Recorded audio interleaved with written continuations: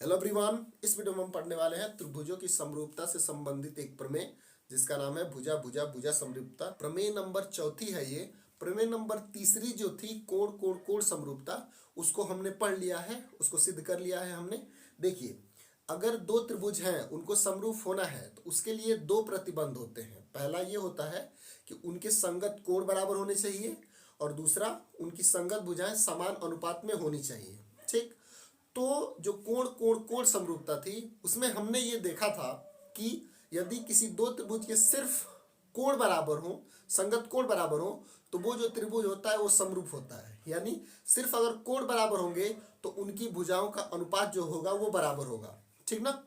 यहाँ पे हम ये देखेंगे कि अगर किसी दो त्रिभुज की संगत भुजाएं समान अनुपात में हो तो उनके कोण बराबर होंगे। अर्थात सिर्फ अगर यही दिया रहे कि उनकी संगत भुजाएं समान अनुपात में हैं, तब भी हम ये कह सकते हैं कि जो दोनों त्रिभुज हैं वो क्या होंगे, समरूप होंगे।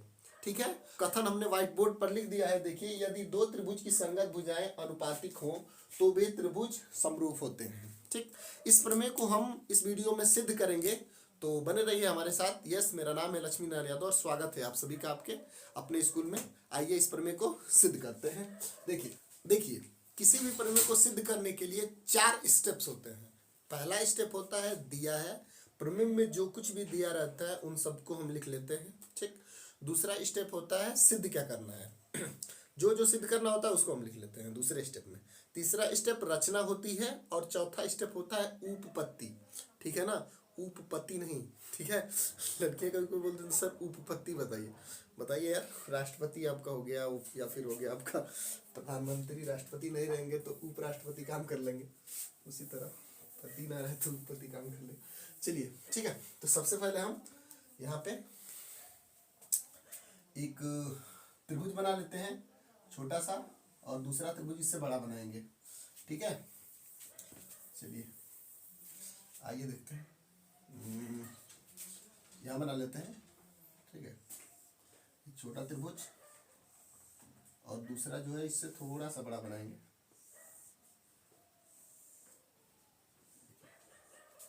ए बी सी, छोटा वाले त्रिभुज का ABC नाम रखें, बड़े वाले त्रिभुज का PQR।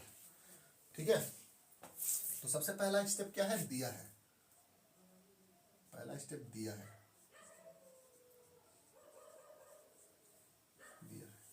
क्या दिया है, त्रिभुज ABC तथा त्रिभुज PQR में AB बट्टे PQ बराबर BC बट्टे में QR बराबर AC बट्टे में PR, है ना। अरे भाई समान अनुपात में है तो AB बट्टे में PQ, BC बट्टे में QR, EC बट्टे में PR, है ना। मैंने AB की संगत भुजा PQ मानी है, BC की संगत भुजा QR मानी है और AC की संगत भुजा PR को माना है। ठीक है, ऐसा बिल्कुल नहीं है कि आप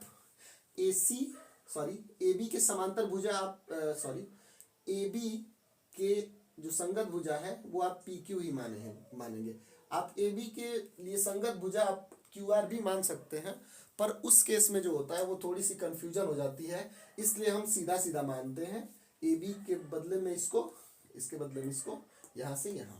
ठीक है ना, चलिए इतना हो गया। और ये तीनों का जो अनुपात है वो 1 से छोटा है। क्यों? क्योंकि भाई देखो चित्र में दिख रहा है ना कि AB आपकी छोटी है PQ से, तो ये छोटा और ये बड़ा, तो ऊपर वाला छोटा हुआ नीचे वाला बड़ा हुआ तो 1 से छोटा ही होगा। BC और QR, BC आपका छोटा है, QR बड़ा है तो भी 1 से छोटा ही होगा। EC आपका छोटा ही है PR से, तो भी इसका मान 1 से छोटा ही होगा। तो तीनों हमने बोल दिया है कि 1 से छोटा होंगे, इतना दिया हुआ है। ठीक ना। दूसरा क्या है, सिद्ध क्या करना है, सिद्ध करना है, सिद्ध करना है। चलिए सिद्ध क्या करना है, हमें सिद्ध करना है कि त्रिभुज ABC समरूप होगा त्रिभुज PQR के, है ना। अर्थात हमें ये सिद्ध करना है कि कोण A जो है वो कोण P के बराबर है, कोण B जो है वो कोण Q के बराबर है और कोण C जो है वो कोण R के बराबर है। ये सिद्ध करना है ना। कोण ए जो होगा वो कोण पी के बराबर हो जाए, कोण बी जो होगा वो कोण क्यू के बराबर हो जाए, कोण सी हो जाए वो कोण आर के बराबर हो जाए, ठीक ना। तो ये जो त्रिभुज हो जाएंगे वो आपके समरूप हो जाएंगे। पहले यही निकल जाए या फिर पहले ये निकले, देखेंगे क्या होगा। उसके बाद से क्या लिखनी है, रचना,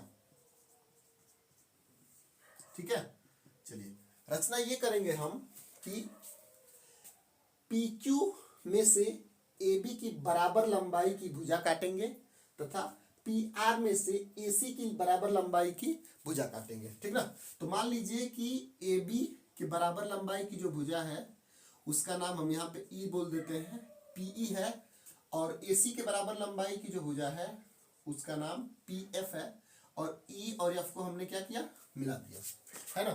तो रचना हमने क्या किया है, त्रिभुज पी क्यू आर में, त्रिभुज पी क्यू आर में ए बी बराबर पीई कामा ए सी बराबर ए सी बराबर पी एफ काटा तथा ई और एफ को मिलाया तथा ई और एफ को मिलाया, ठीक ना।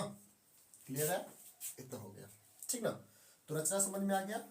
अगला स्टेप उपपत्ति।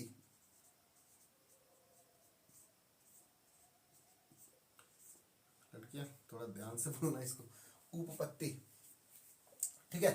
चलिए क्या करना है, हम इस त्रिभुज को, इस बड़े वाले त्रिभुज के समरूप सिद्ध करना है, ठीक। स्टेप्स याद रखा करें कि पहला स्टेप मुझे क्या करना है, दूसरा स्टेप क्या करना है, तीसरा स्टेप क्या करना है, और फाइनल स्टेप क्या पहुंचना है, ठीक ना। तो आपको एक सीक्वेंस याद रहेगा कि इसके बाद ये करना है, इसके बाद ये करना है, इसके बाद ये करना है ना। तो सबसे पहले हम एक काम करेंगे कि किसी तरह से ई एफ भुजा को क्यू आर के समांतर सिद्ध करेंगे। पहला स्टेप, ई एफ को क्यू आर के समांतर सिद्ध करेंगे। अगर इतना सिद्ध कर लेंगे उसके बाद से क्या होगा कि जो कोण ई है कोण क्यू के बराबर होगा, कोण एफ जो है वो कोण आर के बराबर हो जाएगा, इतना हो जाएगा। फिर इसके बाद से हम इस वाले त्रिभुज पी ई एफ और पी क्यू आर को समरूप सिद्ध करेंगे। अगर ये और ये समरूप हो जाएंगे तो ये वाला और ये वाला आपस में समरूप पहले से ही होगा, अभी निकालेंगे हम, ठीक ना। तो हम इसकी बदले में इसको रख देंगे, तो पी क्यू आर समरूप ए बी सी मिल जाएगा, ठीक है। तो अभी स्टेप मैंने जल्दी से बता दिए हैं, पर देखिए कैसे करना है, कैसे पहुंचना है। तो सबसे पहले हम ई एफ को क्यू आर के समांतर सिद्ध करते हैं, ठीक ना। तो समांतर सिद्ध करने के लिए थेल्स प्रमेय का विलोम काम करता है ना। थेल्स प्रमेय की उप प्रमेय होती है पीई बट्टे में पी क्यू बराबर पी एफ बट्टे में पी आर। अगर है तो जो ई एफ होगा क्यू आर के समांतर होगा, है ना। थेल्स प्रमेय की यही विलोम होती है ना। चलिए उसी का उपयोग करेंगे हम। तो किसी तरह से अनुपात ढूंढने की कोशिश करते हैं, यहां से मिला हमें, तो लिखेंगे त्रिभुज पी क्यू आर में, त्रिभुज पी क्यू आर में देखिए ए बी बट्टे में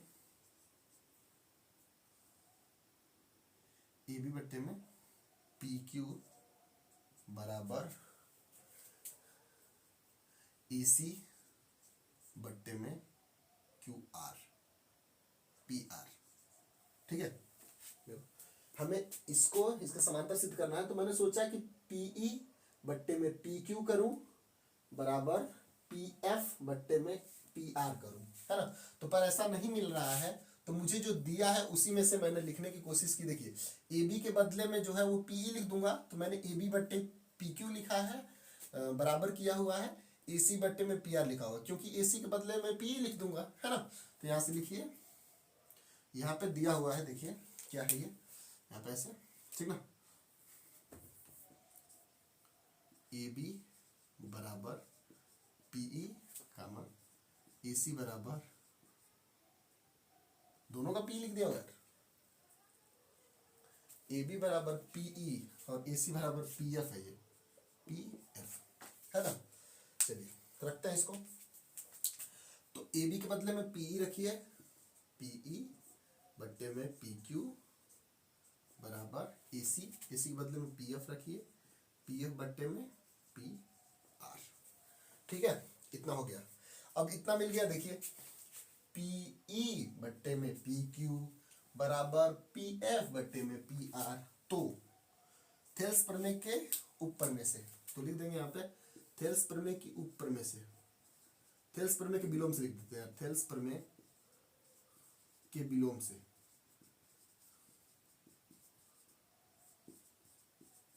उपप्रमेय नहीं लिखेंगे, थेल्स प्रमेय के विलोम से। थेल्स प्रमेय का विलोम होता है, थेल्स प्रमेय के विलोम से क्या हो जाएगा आपका, ई एफ जो होगा क्यू आर के समांतर हो जाएगा। ठीक है, ई एफ जो होगा वो क्यू आर के समांतर हो जाएगा, है ना। अगर ई एफ क्यू आर के समांतर है तो बोल सकते हैं, तो कोण ई बराबर कोण क्यू होगा ना, कोण ई बराबर कोण क्यू तथा कोण एफ बराबर कोण आर, कोण एफ बराबर कोण आर। इतना मिला। समांतर होने से भाई हमें सिद्ध हो जाता है, अगर ये समांतर रेखाएं हैं, दो समांतर रेखाएं, उसको अगर कोई तिर्यक रेखा काटती है तो ये वाले कोण आपस में बराबर होते हैं। सेम टू सेम ये वाली तिर्यक रेखा काट रही है तो ये और ये आपस में बराबर होंगे, है ना। तो इसीलिए हमने इसको अगर सिद्ध कर दिया है कि ये वाली जो रेखा है ई एफ क्यू आर के समांतर है, तो ये वाला कोण इसके बराबर होगा और ये वाला कोण इसके बराबर होगा, है ना। इतना हो गया, ठीक, इतनी बातें समझ में आई है ना। चलिए आगे, अब हम एक काम करते हैं, पी ई एफ और पी क्यू आर को लेते हैं एक साथ, ठीक ना। तो इसके आगे लिखते हैं, तो त्रिभुज पी ई एफ तथा त्रिभुज पी क्यू आर में, है ना। देखिए ध्यान से, कोण ई जो है वो कोण क्यू के बराबर है, कोण एफ जो है वो कोण आर के बराबर है, कोण पी बराबर कोण पी उभयनिष्ठ है, दोनों में है भाई, है ना। तथा ये दोनों, ठीक है, लिख दो। देखो नीचे दिख रहा है कि नहीं, अभी है, दिख रहा है।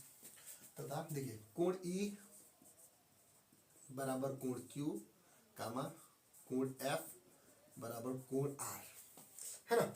ये इतना मिल गया। तो ए यानी कोण समरूपता से, देखिए तीनों कोण बराबर हो गए ना भाई। ये वाला कोण इस त्रिभुज में देखिए और इस बड़े वाले त्रिभुज में देखिए, ये वाला कोण बराबर, ये वाला कोण बराबर और ये बराबर, दोनों में है ना। तो इससे लिख सकते हैं, तो कोण समरूपता से, तो कोण समरूपता से, कोण समरूपता से बोल सकते हैं त्रिभुज पी क्यू आर समरूप होगा त्रिभुज पी ई एफ के, त्रिभुज पी ई एफ, है ना। तो हमने इतना सिद्ध कर दिया कि ये वाला जो त्रिभुज है वो इसके समरूप होगा, ठीक है। अब अगर हम किसी तरह से यह बोल दें ये वाली जो भुजा है इसके बराबर है, ये वाली भुजा जो है इसके बराबर है, तो हमें पता है कि ये वाली भुजा इसके बराबर है, ये वाली भुजा इसके बराबर है और ये वाली भुजा इसके बराबर हो जाएगी। तो क्लास 9th में एक हमने प्रमेय पढ़ी थी, भुजा सर्वांग समता। अगर किसी दो त्रिभुज की संगत भुजाएं बराबर हैं तो वो त्रिभुज सर्वांग सम होता है ना। तो ये त्रिभुज इस त्रिभुज की सर्वांग सम हो जाएगा। अगर ये दोनों सर्वांग सम हो जाएंगे तो हम बोल देंगे कि अगर ये इसके समरूप है और ये सर्वांग सम है, तो ये और ये आपस में बराबर हो गए, तो मतलब बराबर शेप साइज सब कुछ हो गया, तो ये और ये आपके समरूप हो जाएंगे, है कि नहीं है, ठीक ना। बातें समझ में आई हैं, नहीं समझ में आई है अभी लिखूंगा सब कुछ समझ में आ जाएगा, ठीक। चलिए इतना हो गया ना। अब देखिए इतना हो गया, क्लियर है। अब ये अगर पी क्यू आर और पी ई एफ समरूप है, तो समरूप है तो पी क्यू पी ई लिख रहा हूं, तो पी बट्टे में पी क्यू बराबर ई एफ बट्टे में क्यू आर, है ना। पीई बट्टे में पी क्यू बराबर ई एफ बट्टे में क्यू आर बराबर पी आर में पीई, पीई बट्टे में पी आर। ये होगा कि नहीं होगा, है ना। अच्छा एक बात बताइए, पीई किसके बराबर है, पी किसके बराबर है, कहाँ गया PE PE PE PE, PE जो है वो ए बी के बराबर है ना, तो ए बी लिख दे रहा हूँ यहाँ पे, ए बी बट्टे में पी क्यू बराबर ई एफ किसके बराबर है, E F E F E F E F, अरे यार ई एफ बराबर है नहीं है, ई एफ नहीं है, चलो छोड़ो इसको रहने देते हैं, ई एफ बट्टे में क्यू आर। पीई किसके बराबर है, पीई किसके बराबर है, ए बी के बराबर है, ये पी एफ है क्या, पी एफ, हाँ सॉरी यार, देखो इसका ये वाला इसके एक साथ लिए हैं, तो इसका ये वाला एक साथ लेंगे, ठीक ना, तो पी एफ होगा, ठीक। तो ये जो पी एफ है वो किसके बराबर है, पी एफ जो है ए सी के बराबर है, तो ए सी बट्टे में पी आर, है ना। यहाँ पे देखिए ए बी बट्टे में पी क्यू बराबर ए सी बट्टे में पी आर, ए बी बट्टे में पी क्यू बराबर ए सी बट्टे में पी आर, तो ये बीचों में इसके बराबर नहीं होगा, होगा भाई, जब तीनों बराबर है तो इसमें बराबर होगा, ठीक। तो देखो भाई ए बी बट्टे में पी क्यू, ए बी बट्टे में पी क्यू, ए सी बट्टे में पी आर, ए सी बट्टे में पी आर, ये बीच में ये बचा हुआ है, ये बचा हुआ है, दोनों आपस में बराबर हो जाएंगे, तो ई एफ बट्टे में क्यू आर बराबर बी सी बट्टे में क्यू आर, है ना। तो क्यू आर से क्यू आर कट गया, ये मिला आपको ई एफ बराबर बी सी, मुबारक हो। इसे हम डब्बे में बंद कर देते हैं, अब आपका काम हो गया, ठीक है। तो सुनिए बात, ये इसके बराबर हो गया, ठीक है। तो त्रिभुज ए बी सी, त्रिभुज ए बी सी तथा त्रिभुज पी ई एफ में, है ना, पी ई एफ में देखो ए बी बराबर पी ई,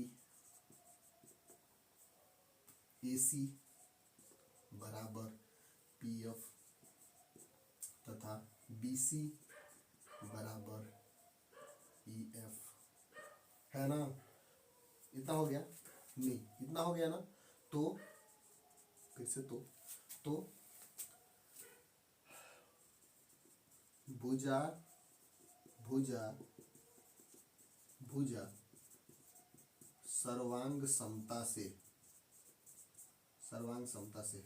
त्रिभुज ए बी सी सर्वांग सम त्रिभुज पी ई एफ, है कि नहीं है, ठीक ना।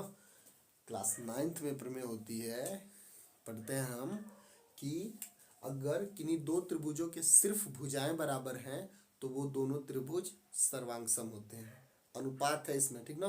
क्लास 9th में सिर्फ भुजाएं थी बराबर, ठीक ना। तो भुजा भुजा भुजा सर्वांग समता से जो आपका होगा त्रिभुज ए बी सी जो होगा वो पी ई एफ के सर्वांग सम हो जाएगा, है ना।